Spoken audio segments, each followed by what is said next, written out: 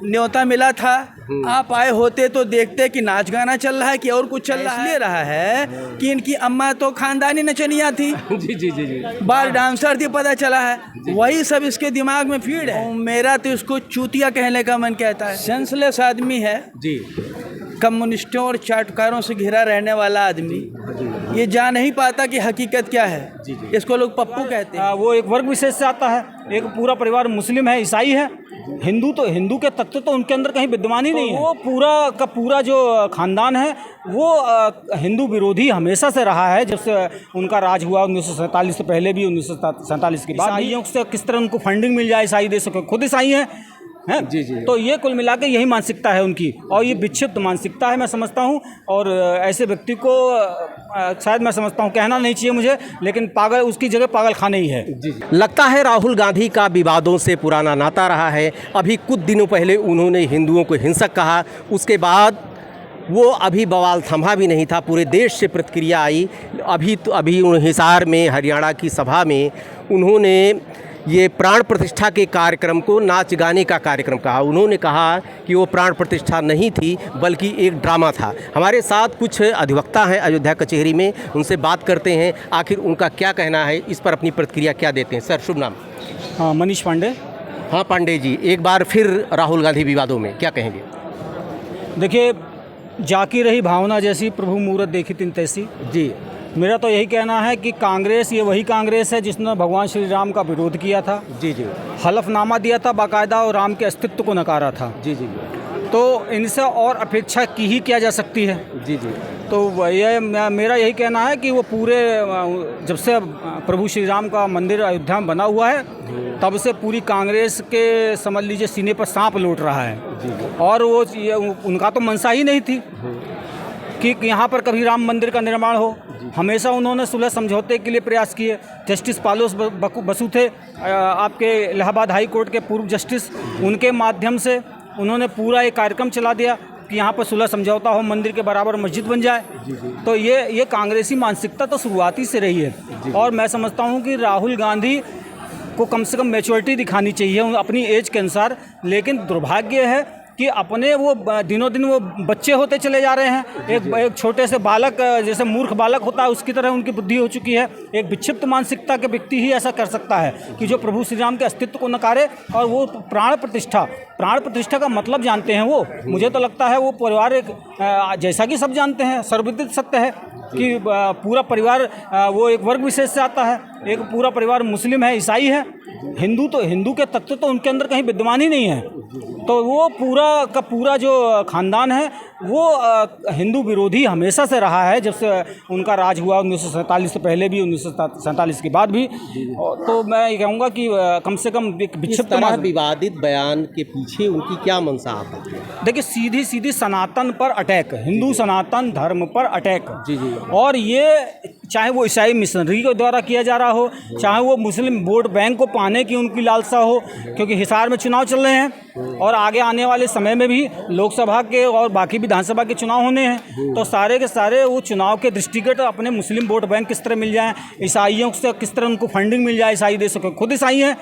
जी जी। तो ये कुल मिला के यही मानसिकता है उनकी, और ये विक्षिप्त मानसिकता है मैं समझता हूँ। और ऐसे व्यक्ति को शायद मैं समझता हूँ कहना नहीं चाहिए मुझे, लेकिन पागल उसकी जगह पागल खाने ही है। जी जी। हमारे साथ भूपेंद्र सिंह गांधी, जैसा नाम से आप वाकिफ हैं गांधी जी, आपको जब आप गुस्सा आएगा तो ढंग से आएगा।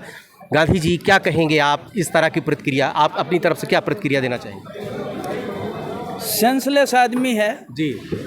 कम्युनिस्टों और चाटुकारों से घिरा रहने वाला आदमी, ये जान नहीं पाता कि हकीकत क्या है। इसको लोग पप्पू कहते हैं। जी जी जी। और मेरा तो इसको चूतिया कहने का मन कहता है। जी जी। कुछ छात्र है, अरे न्योता मिला था, आप आए होते तो देखते कि नाच गाना चल रहा है कि और कुछ चल रहा है। आप आए नहीं और कहते हैं नाच गाना। अरे कह इसलिए रहा है कि इनकी अम्मा तो खानदानी नचनिया थी। जी जी जी जी। बाल डांसर थी, पता चला है। वही सब इसके दिमाग में फीड है। आता जाता है, इसको कुछ नहीं है।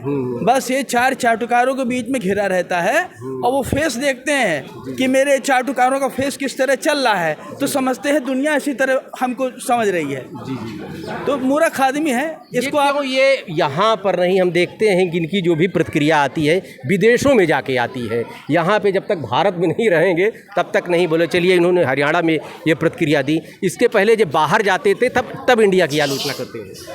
इसे कुछ आता जाता है नहीं भैया। जी जी और ये राजकुमार हैं, ये जो कहते हैं सब वाह वाह का हैं। जी जी कौन कहेगा राजा तू घर है? जी जी जी ये कहने का दम कांग्रेसियों में नहीं है। ये आत्ममुग्ध व्यक्ति है। बाहर जाएगा खूब उल्टा सीधा कहेगा, इसको पता नहीं है क्या कहना चाहिए। और हिंदुस्तान में कक्षा 10 के विद्यार्थी का सामना नहीं कर सकते। जी जी जी जी अमेरिका में जाएं, या क्या कहते हैं, ये कह देंगे दुनिया मान लेगी, दुनिया इनको पप्पू मान लेगी। जी जी जी कुछ नहीं है, मूर्ख आदमी है। इसके पीछे मंशा क्या पाते हैं? इसकी मंशा ही नहीं है, very confuse type of person है। जी जी जी इसकी कोई विचारधारा नहीं है। जी, जी। बिन पेंदी का लोटा है, जिधर होगा उधर घूम जाएगा। बस इनको सत्ता सुख चाहिए, किसी तरह पीएम की कुर्सी चाहिए। जी जी जी और चपरासी भरने भर की औकात नहीं इनकी। जी, जी। अब सोनिया के लाडले हैं, वो अपने मुन्ना को कैसे प्रधानमंत्री बनावे। जी, जी, जी। हाँ, बस यही बात है। जी जी जी और सोनिया गांधी इस बंदर को बना देंगी अगर प्रधानमंत्री। देश का नाश पिटवाना है क्या? जी जी जी अपना तो अपनी अभी नागरिकता का प्रश्न सॉल्व नहीं हुआ। धोखा देकर प्रधानमंत्री बनने नहीं दिया। सुब्रमण्यम स्वामी ने लंगी मार दिया। जी, जी। इनके अंदर क्या सत्ता सुख नहीं था? ये बैक डोर से भारत की सत्ता चलाती थी सोनिया गांधी। जी। अपना नहीं बन पाई, अपने पप्पू को बैठाना चाहती हैं। ये देश कभी स्वीकार नहीं कर सकता है साहब। जी जी जी ठीक सर। ये हैं गांधी जी, नाराज़ हैं थोड़ा, चूँकि ये देश से बाहर जाकर विदेशों में ये भारत की बेइज्जती कराना ये सब के लिए नाशूर बन गया है। सर, आपका शुभ नाम? हरिओम दुबे जी, आप क्या कहेंगे? राहुल गांधी ने फिर विवादित बयान दिया है। उन्होंने प्राण प्रतिष्ठा के कार्यक्रम को नाच गाने का कार्यक्रम कहा। देखिए, राहुल गांधी जातिवादी राजनीति करते हैं। जी। देश को तोड़ने का काम करते हैं। भारत जोड़ो यात्रा निकालते हैं, लेकिन हिंदू समुदाय को आपस में तोड़ने का काम करते हैं। कहीं मुस्लिमों की बात करते हैं तो कहीं दलितों की करते हैं, कहीं पिछड़ों की करते हैं। कभी उन्होंने हिंदुस्तानियों की बात नहीं की कि ये भारतीय हैं, सभी भारतीय हैं, हिंदुस्तानी हैं, सभी की प्रतिभा है, सभी की प्रतिभा का सम्मान करना चाहिए। आरक्षण खत्म करना चाहिए देश से। जितने भी जाति वर्ग के लोग हों सबको अच्छी कोचिंग की सुविधा दें, मेरिट पर लोगों का एग्ज़ाम हो। इस पर बात नहीं करते हैं राहुल गांधी जी। उनको सिर्फ यह है कि अगर माइनॉरिटी का वोट हमको मिलेगा, पिछड़ों का वोट मिलेगा तो हमारी सरकार बनेगी। लेकिन इससे वह कभी देश के प्रधानमंत्री नहीं बन पाएंगे। देश का प्रधानमंत्री बनने के लिए सभी जाति वर्गों को साथ में ले करके चलना पड़ता है, तभी कोई व्यक्ति देश का प्रधानमंत्री हो सकता है। राहुल गांधी जी हमेशा से ही राम विरोधी टिप्पणी करते रहे हैं। उनकी पार्टी कहती है कि राम थे ही नहीं। तब उनको राम मंदिर से क्या मतलब है? वह प्राण प्रतिष्ठा में भी नहीं आए कि वो प्राण प्रतिष्ठा में आए होते। फिर उनको राम मंदिर के कार्यक्रम से क्या मतलब है? उसके पीछे उनकी आलोचना करने का क्या मतलब है? अगर वो प्राण प्रतिष्ठा में नहीं आ सकते, हिंदू धर्म में उनकी आस्था नहीं है, तो उनको इन सब चीज़ों पर बात करना ही नहीं चाहिए। रही बात आदिवासी की, तो मोदी जी ने देखिए एक सम्मानित आदिवासी महिला को राष्ट्रपति बनाया है, जो कि भारत के इतिहास में कभी ऐसा नहीं हुआ।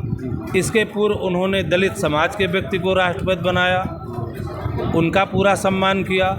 तो देश सभी जातियों के सम्मान से चलता है, न कि किसी एक जाति को लेकर के चलना पड़ता है। हामिद अंसारी को उपराष्ट्रपति भाजपा ने ही बनाया, वो भी मुसलमान ही थे। तो जब तक आप सभी जातियों को लेकर नहीं चलेंगे, तब तक आप ना तो प्रधानमंत्री बन सकते हैं, ना देश का विकास कर सकते हैं। अगर आप एक जाति वर्ग के पीछे लगे रहेंगे तो आप केवल अपनी सीट, अपना परिवार, अपनी पार्टी, इसी का भला कर सकते हैं। देश का आप कभी भला नहीं कर सकते हैं। राहुल गांधी जी को बोलना चाहिए कि देश से घुसपैठियों को निकालें, रोहिंग्या की पहचान करें, इसकी आवाज़ खुलकर उठाएं, जिससे देशवासी समझें कि हाँ, ये हमारे देश के नागरिक हैं। लेकिन वो कभी ना तो रोहिंग्या पर बोलते हैं, ना घुसपैठियों पर आवाज़ उठाते हैं। अगर इनके खिलाफ़ कोई कानून बनता है तो उसके खिलाफ़ विरोध करने के लिए खड़े हो जाते हैं। आप देखिए, वक्फ बोर्ड पर थोड़ा सा सुधार के लिए सरकार ने बिल लाया,